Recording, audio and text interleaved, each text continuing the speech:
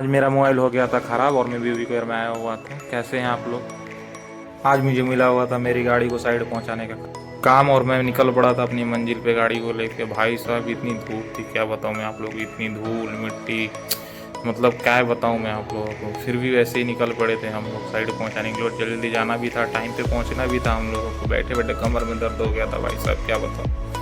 दोस्तों आप लोग भी बताइए, आप लोगों के साथ कभी ऐसा हुआ है कि नहीं हुआ। भाई साहब थोड़ी दूर ही आगे गए तो हम लोगों को मिला एक नदी जो कि बहुत ही प्यारा था, बहुत ही मतलब क्या बताऊं मैं आप लोगों को, देखने का बड़ा ही मन था क्योंकि हमें टाइम पे पहुंचना बहुत ही ज़रूरी था। क्योंकि भाई साहब जिस रास्ते से हम लोग जाने वाले थे, भाई साहब वो रास्ता बहुत ही ज़्यादा डेंजर था और हम लोगों को समय पे पहुंचना बहुत ही ज़्यादा ज़रूरी था। और ये हैं हमारे ऑपरेटर साहब जो कि गाड़ी को लेकर निकल पड़े हैं और हम लोग दो आदमी ही हैं जो कि साइड पे लेके जाने वाले हैं। और रात हो जाता तो और मतलब ज़्यादा डर लगता, फिर भी हम लोग दो आदमी थे तो मतलब एक दूसरे से हिम्मत। और भाई साहब ये बहुत ही बड़ा एक ट्रक था जिसके ऊपर बॉयलर लोडिंग था और देखते ही देखते आगे टोल प्लाजा भी आ गया भाई लोग।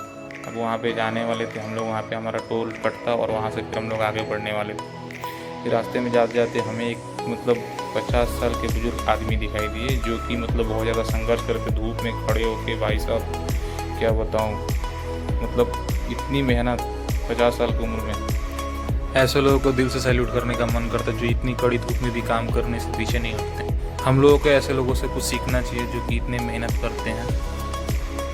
भाई साहब गाड़ी चला चलाते रात हो गया था और हमारे ये ड्राइवर साहब हाय बोल रहे हैं आप लोगों को। आप लोग कैसे हैं बताइएगा।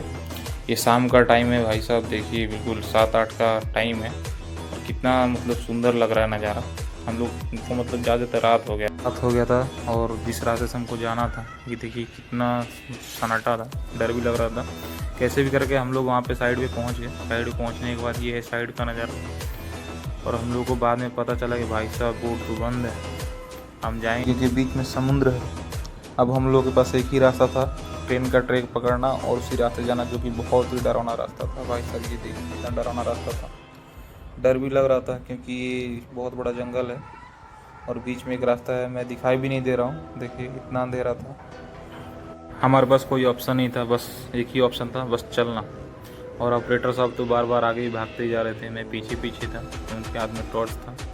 और ये जो रेड कलर का आप लोग देख रहे हैं ये समुद्र पार करने के लिए पहनाया जाता है, मैं डूबे नहीं। और उसके आगे बढ़ते ही भाई यहाँ का रोड बहुत ही डेंजर था, जाल ही लगा हुआ था और ये ड्राइवर साहब तो रुकने का नाम ही नहीं रहे थे, बिल्कुल भागते ही जा रहे थे, भागते ही जा रहे थे। आगे जाने के बाद हमें रेलवे ट्रैक दिखाई दिया, तब जाकर जान में जान आया। फिर ड्राइवर साहब को बोला अब क्या करना है, ड्राइवर साहब ने बोला भाई अब चढ़ाई करना है यार। चढ़ाई भाई बहुत ही खतरनाक था, ये देखिए। फिर हम लोग कैसे भी करके आगे बढ़े, आगे बढ़ने के बाद सीढ़ी मिला, भाई साहब पूरा बुरा हालत हो गया था और मेरा जूते का लेस भी खुल गया था चलते चलते, जो कि मतलब क्या मैं बताऊँ। फिर मैं अपना लेस बांधा, लेस बांधने के बाद मन में बस यही चल रहा था कि बस घर पे कैसे पहुँचे, क्योंकि टाइम बहुत ज़्यादा हो गया था, 10 बज रहा था रात का। बिल्कुल पूरे जंगल में 5 किलोमीटर के जंगल बस हम दो ही आदमी थे। फिर मैंने बोला उनको चिढ़ाते हुए लाइक करो, सब्सक्राइब करो और कमेंट करो, वो हंस रहे थे। फिर कैसे भी करके भाई चढ़ा, चढ़ने का तो मन नहीं कर रहा था, फिर भी मैं चढ़ा। चढ़ने के बाद जब आगे गया भाई साहब तो जाके मुझे दिखाई दिया रेलवे ट्रैक, जो कि देखने में बहुत ही ज़्यादा खतरनाक था। आप लोग देख सकते हैं कितना खतरनाक। देखने के बाद भाई क्या बोलूँ, मन कर रहा था भाग जाऊँ यहाँ से, लेकिन मजबूरी था, जाना ज़रूरी था, घर पहुँचना बहुत ज़रूरी था। तब तक ट्रेन आ गई भाई साहब, ट्रेन आने के बाद इतना ब्रिज हिल रहा था क्या बताऊँ, मतलब ड्राइवर साहब की तो फट ही गई थी। फिर भी कैसे भी करके हम लोग आगे बढ़े। आगे बढ़ने को नीचे खाई और ऊपर ट्रेन का पटरी, इसी को शायद बोलते हैं, आगे खाई पीछे कुआं। कैसे भी करके हम लोग आगे बढ़े भाई। आगे बढ़ते बढ़ते ड्राइवर साहब तो भागते ही जा रहे थे, भाई बोला रुको रुको। फिर उन्होंने बोला नीचे देखो क्या है, फिर मैंने नीचे देखा भाई, मुझे नीचे देखने में पता चला भाई एक समुद्री जहाज़ था जो कि बीच में लगा हुआ था। फिर हम ड्राइवर साहब बोल रहे हैं रुको मत, यहाँ से जल्दी निकलो क्योंकि ब्रिज बहुत हिल रहा है और डर भी लग रहा है। ठीक है, फिर मैं बोला ठीक है भाई चलिए मैं भी भागता हूँ, मेरे लिए इंतज़ार कर रहे थे वो। और भाई मैं क्या बताऊँ आप लोगों को, बहुत मतलब आपको जैसे मैंने पहले बोला था कि मतलब बहुत ही डरावना जगह है।